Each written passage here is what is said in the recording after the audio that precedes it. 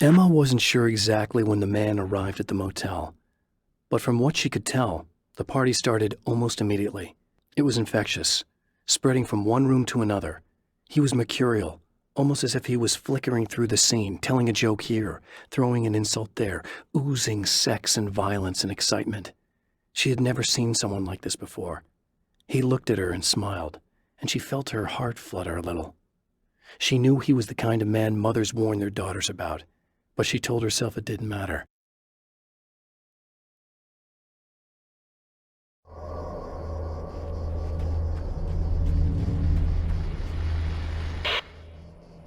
So I've been thinking about Barry. I don't know what to do about him yet. I mean, I'm not going to keep him around, that's for sure. Al? Ugh, little parasite. Your best friend. Really? That's the best you can do?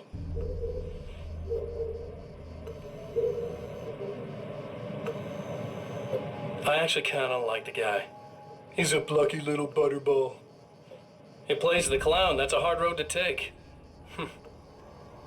But I don't need him sticking his fat face in my business. Did you know he's been hanging out with the sheriff from that shitty little town? They keep in touch.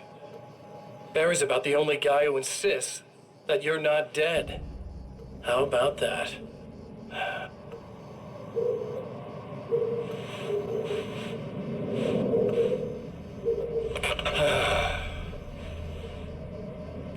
I might keep him alive for a while. Just to see him go to pieces when I fire his ass. Yeah. Yeah.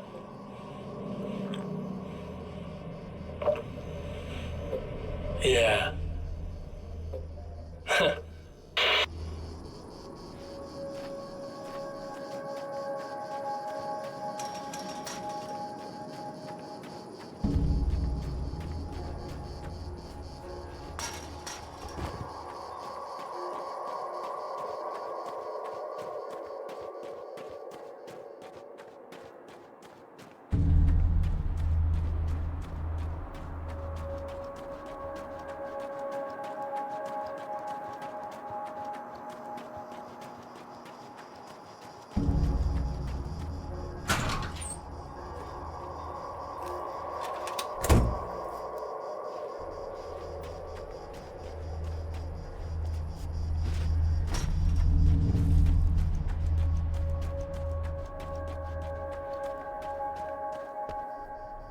Okay. I really don't think they can get to the power now. Thank you. That's a relief. Here's the keys that you needed. Thank you. Hey, I have to tell you, at the diner, I went there with him. The guy who looks like you, okay? I know I said that I didn't. Yeah, I figured. Want to talk about what happened at the diner? There was this guy from the observatory, and he just attacked the poor dude, smashed his face into the tabletop a bunch of times. It was horrible. I didn't know that he was gonna do that. I swear. And I just ran. I just left him there. I didn't even try to help. There was nothing you could have done. It's not your fault. Well, he's dead in that motel room now, so excuse me if I feel pretty shitty about it anyway. You shouldn't blame yourself. I just didn't want to get involved. I have this tendency to just drop everything and run. I don't think I'm a bad person, but I didn't even call the cops. I'm such a coward. If you'd called the cops, we'd have dead cops. He's not human. Do you understand? It's not your fault. But I could have tried to stop him. Believe me, if you had, you'd be dead. You seem to be doing a little better now. Yeah, I guess it just got easier once I got this thing off my chest. I just feel so guilty about it, especially because I didn't pick up on any of the warning signs. I just really liked hanging out with him, you know? He was smart and charming and funny and hot. The way you could be, I guess. I guess. What's the deal with this guy anyway? He looks like you, he uses your name. Why does he do this stuff? I'm not sure myself. Maybe he's just evil or my dark half. He does a lot of the stuff I'm trying really hard to get away from. Things that just messed up my life. I guess all those murders don't help either. Yeah, I could do without the murders and the end of the world. Listen, I need to get going. Yeah, go. I think I'm good now. I hope. Good luck. If it all goes well, maybe this is the last time we meet like this. God, wouldn't that be great? Just keep those lights on, okay?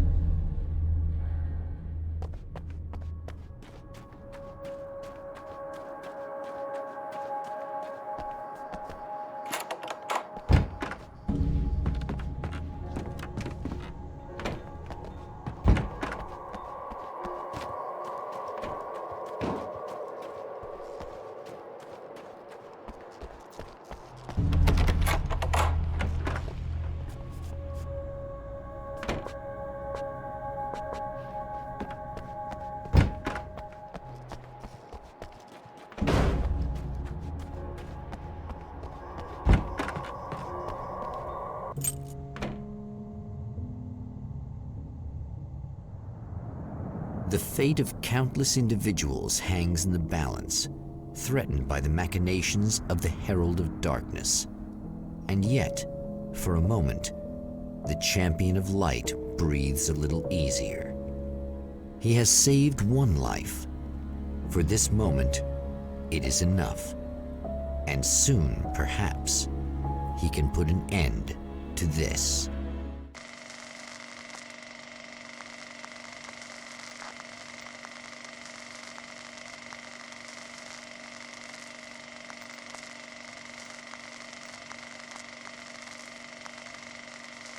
Returning to the observatory for what he hopes is the final time, the man feels anticipation and dread in equal measure. Soon, he knows, he will have what he needs.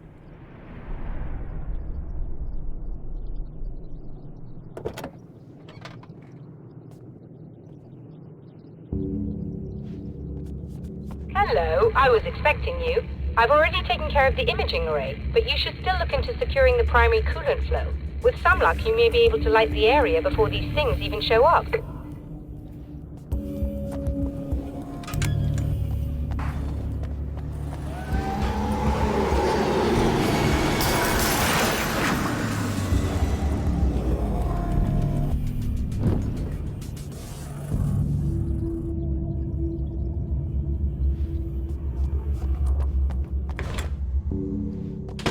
Thanks for tuning in for the second part of our interview with Serena Valdivia and award-winning photographer Alice Wake. Now, Alice, we were talking about your husband, Alan Wake. Is that a sore subject for you?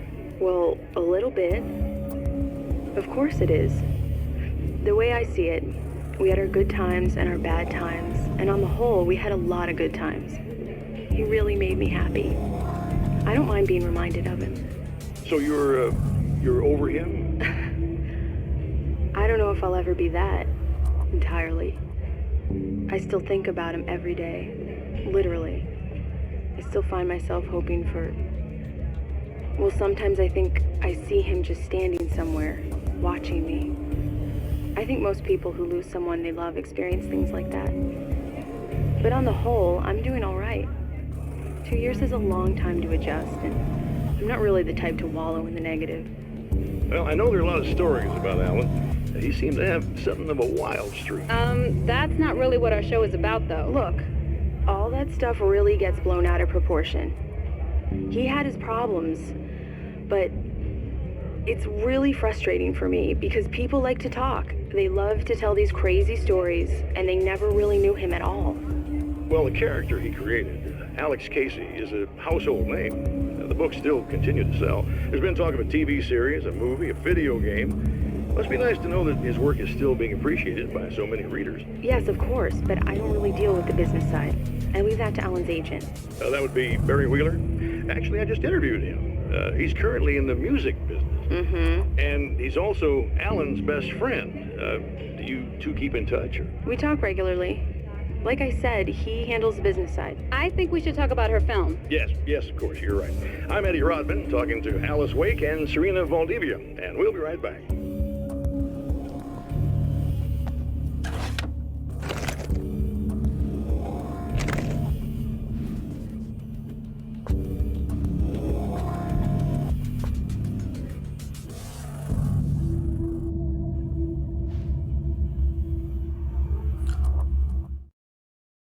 Abend. So.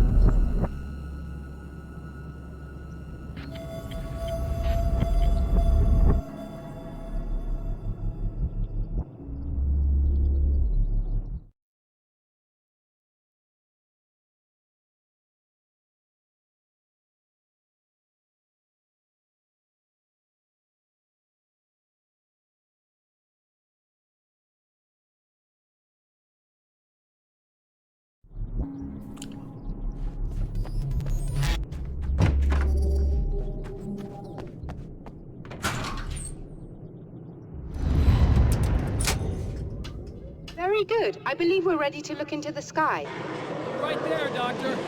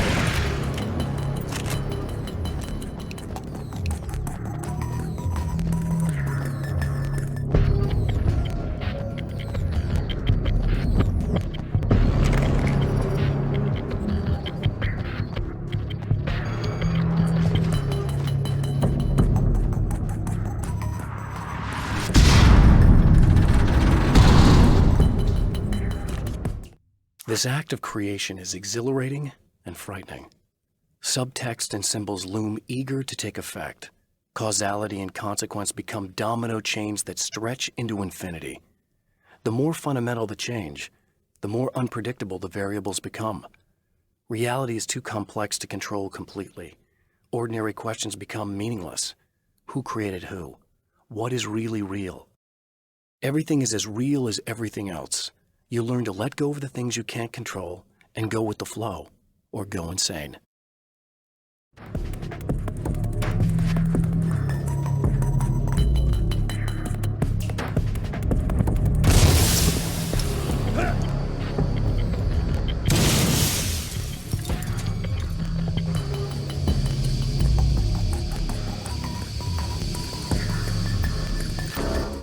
After my disappearance, they thought I was dead.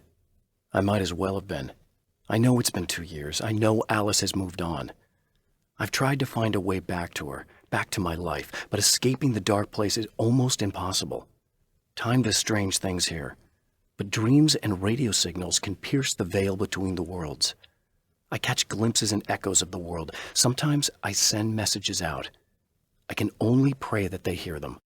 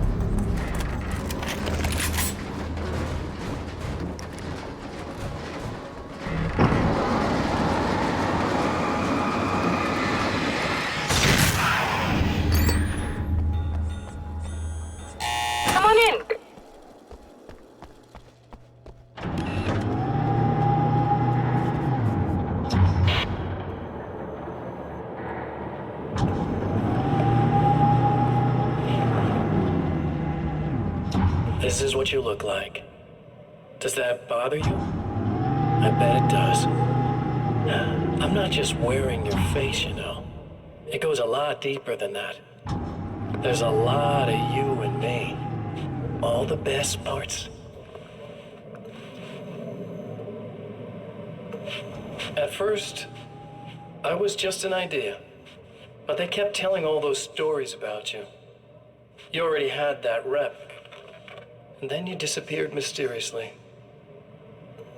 And then the stories about bad, crazy Alan Wake came true. And here I am. That's the best part, isn't it? When that happens, you can always count on Cauldron Lake.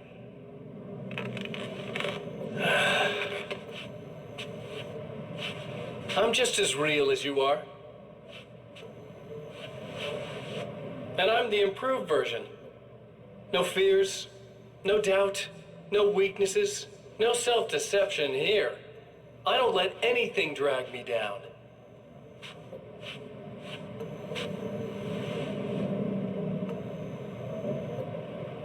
I know you like I know myself. I know it bothers you that I'm like this, that I use your name, crawl my way into your life. But I only do it because I'm better at being you than you ever were.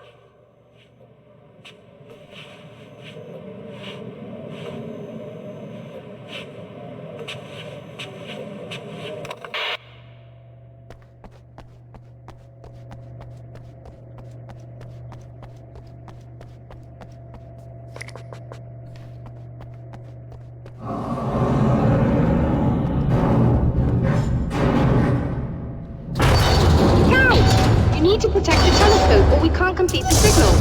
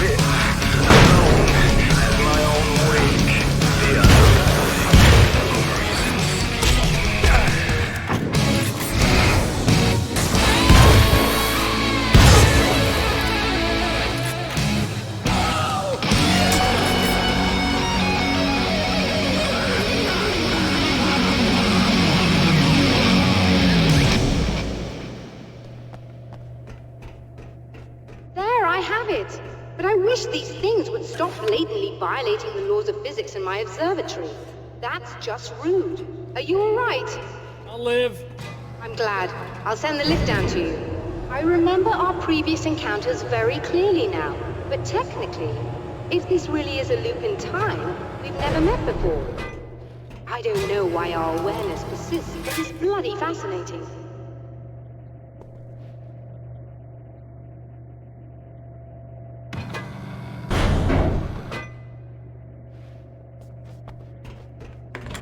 Doctor? You know, I know physicists who would give 15 years of their lives for a chance to experience something like this. I'd imagine that being stalked by horrible axe murderers would curb their enthusiasm a little. Clearly you've never met hardcore physicists.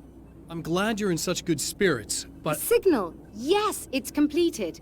finally. If all goes well, this should be the last time we go through the loop. You know, I just realized that I don't have any memory of what happens after you leave. What does that mean? I don't think it means anything. If everything goes well, you just keep going. I don't show up here like this again, no more bad guys. Things go back to normal. Let's hope you're right. I'd love the opportunity to look into this in more detail. Looks like you've accepted the situation. I'm a pragmatist. If this is a delusion, at least my first psychotic episode is anything but boring. Really, Mr. Wake, at the end of the day, I'm a scientist. I love mysteries. I love not knowing. Whatever else this might be, it's absolutely fascinating. I wonder how far this reaches. Is everybody in the world experiencing this? Who knows? I think reality's probably pretty fragile right now.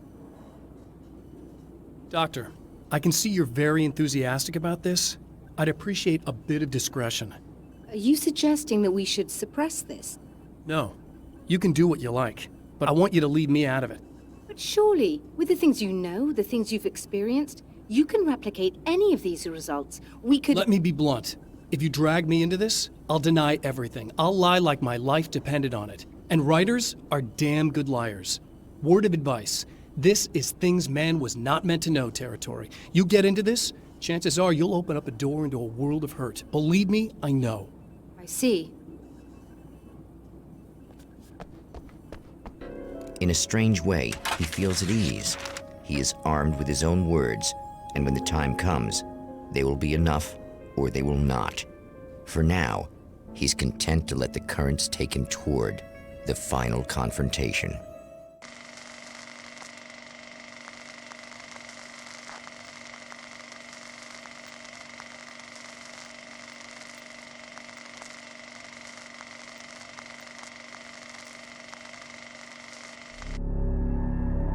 Once more, we return to the drive-in. If he's aware of the absurdity of arming oneself with a few sentences and standing against a power that can pierce time itself, he doesn't show it. The man has his share of weaknesses, perhaps more, but cowardice is not among them.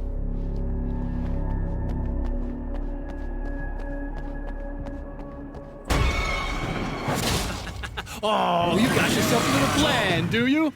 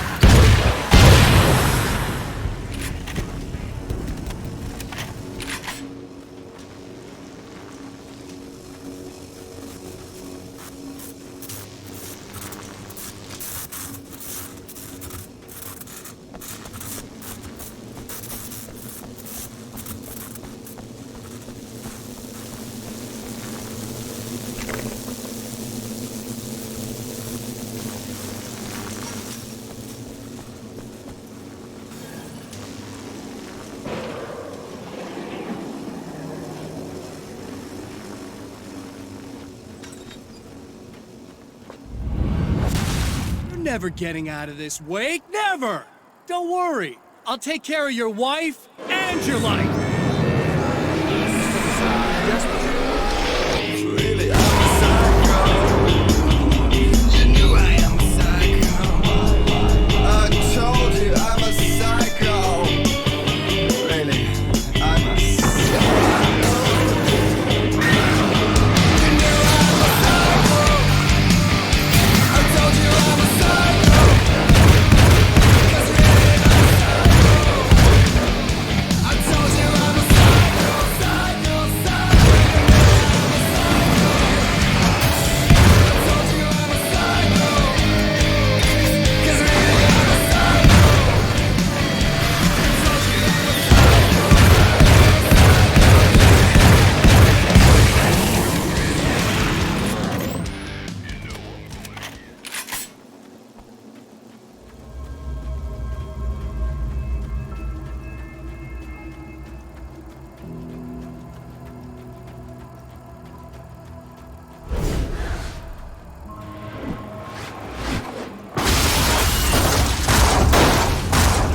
Think you're doing, but I'll send you right back to the beginning.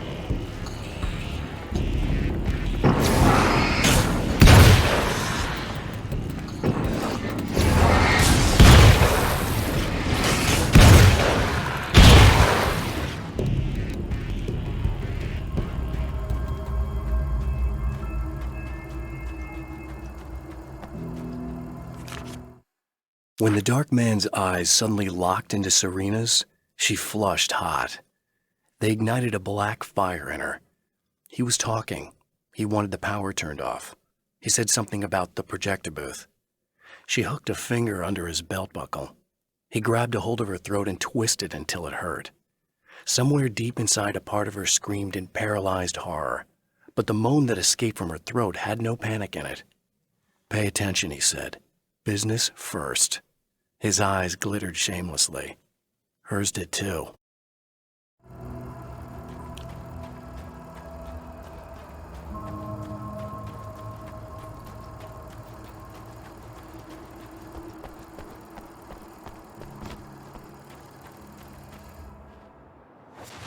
What?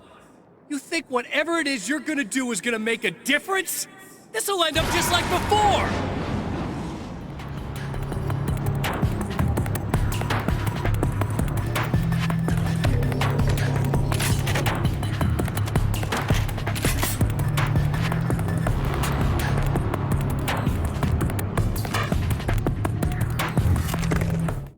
There's more to fighting the Taken than just burning away the darkness that protects them. When I'm fighting for my life, I find myself slipping into a state of intense concentration that makes the beam of my flashlight seem more powerful and focused. I used to think it was just my imagination, something brought on by the adrenaline and fear of death, but now I'm not so sure. I've been touched by powers that I can't begin to truly comprehend, and they've left a mark. I'm starting to think this might be a part of it.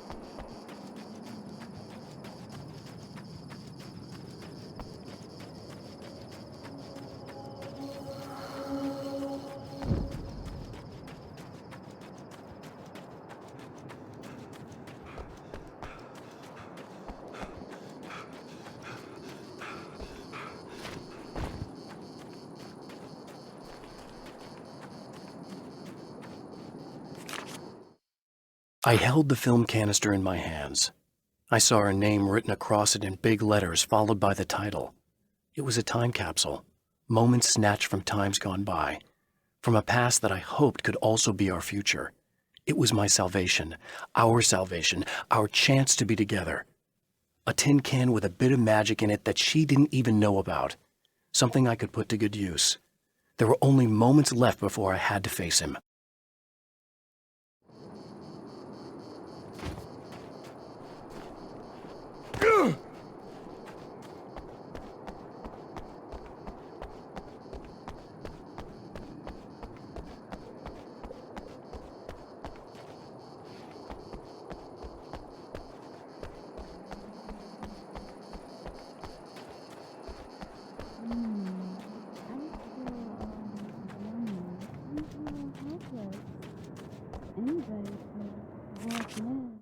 The clothes I wear now I shaped from dreams and memories.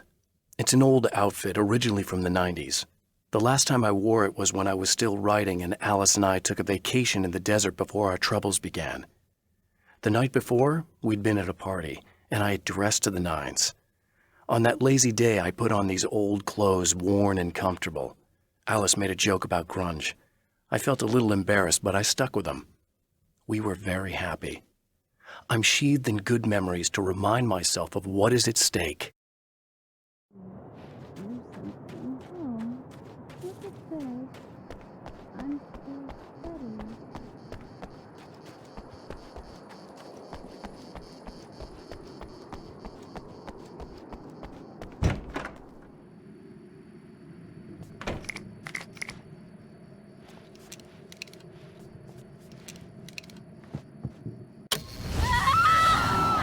Oh, hey. I'm hoping I can put an end to this now. You'd better. I really don't want that to happen to me again. It's like somebody vomited in my brain, like a sleazy movie that keeps looping in my head. I'll stop this, I swear. You know the part that's really screwed up? If you mess it up, it'll just keep happening forever, right? I don't think I can deal with that. Don't think about that. I don't think of anything but.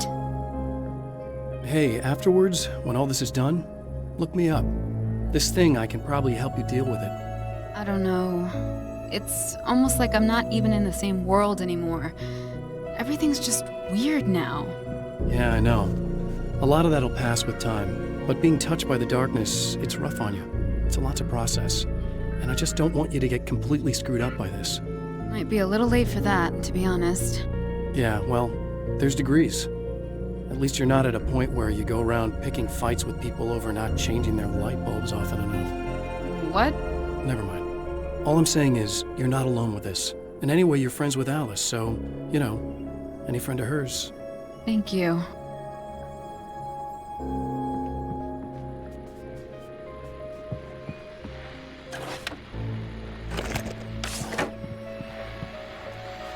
Hello, folks, and welcome to the third part of our pre-recorded interview with Serena Valdivia and renowned photographer Alice Wink. So, tell me about the film. It's called Sunrise, and it really wasn't something I ever thought of as an actual film. It was just footage, things I saw and happened to shoot. It's not a medium I'm very much at home with. You shouldn't put yourself down. You've got a great eye. Maybe, but experience is another thing. Because you're primarily a still photographer. Yes, exactly. So I'm really used to thinking of the world in terms of snapshots. I frame something and try to pick the right moment, and then reveal that moment to people. Moving images are a different story. I'm still learning a lot about it, to be honest. So, this is a new thing for you?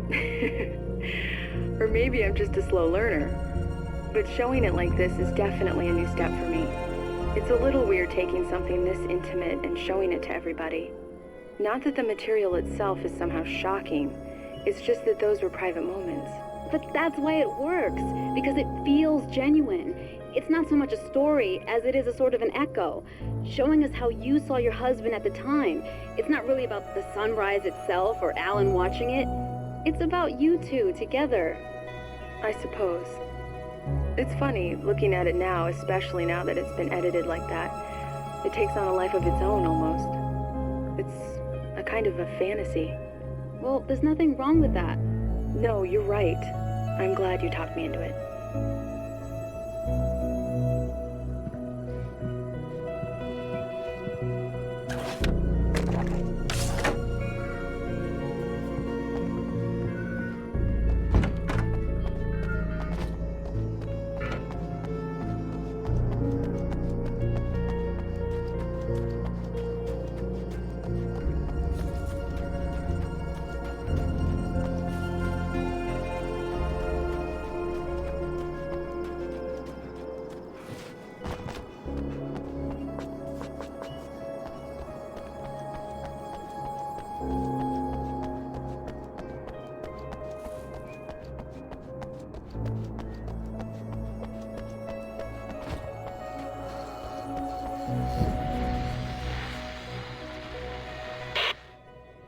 been around for a while now, you know?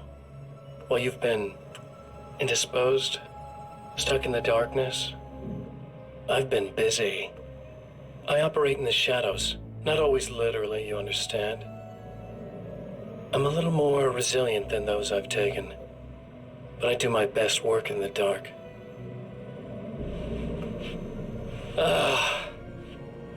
And there's so much darkness out there that goes deep, and the things that live in it are vast, big bastards. They don't mind getting a little bit of elbow room. All that chaos and madness, it doesn't really do that much down there. It's like pouring a glass of water into the ocean, right? But up here, yeah, you can really make an impact. All they need is someone to bring them all the way through. But first, I had to take care of you. You party pooper. You're stuck in an eternal cycle now. The sun's never coming up for you. Everything else? Do my thing. Getting a bit of quality time with Alice? That's a little something for me. And I deserve it.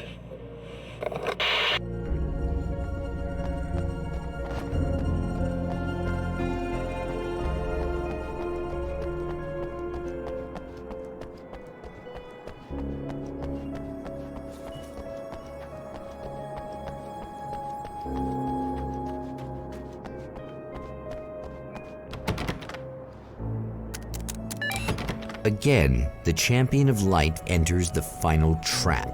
The new reality is almost here. All he needs to do is change the details of the scene, push it past the breaking point, and the rest will snap into place.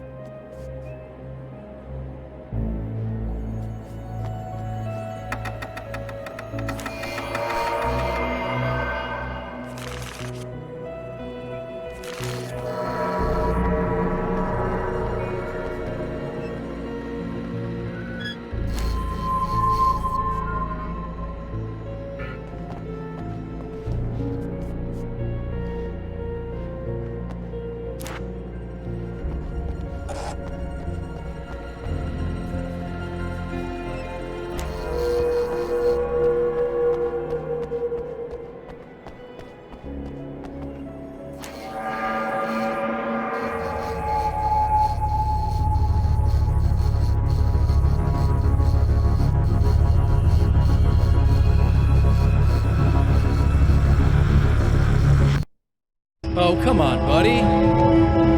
Why don't you... What? What is this? No! No!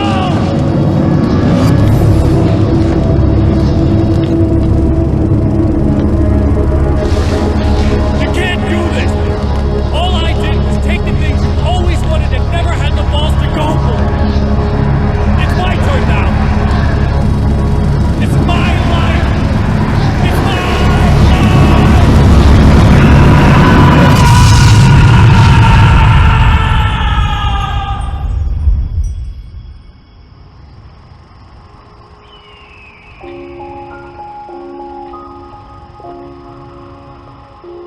Alan? Is it really you? It's really me. How?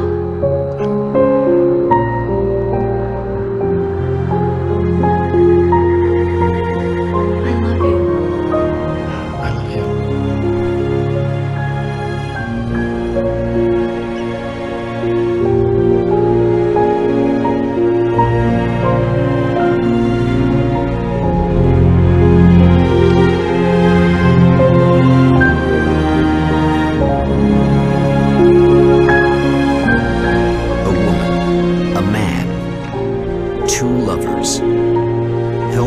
apart for far too long, enveloped in the light of a glorious dawn. They both feel it. He's home at last. Are these actual events, or merely a dream? A memory, or a glimpse of what is to come? One thing is certain.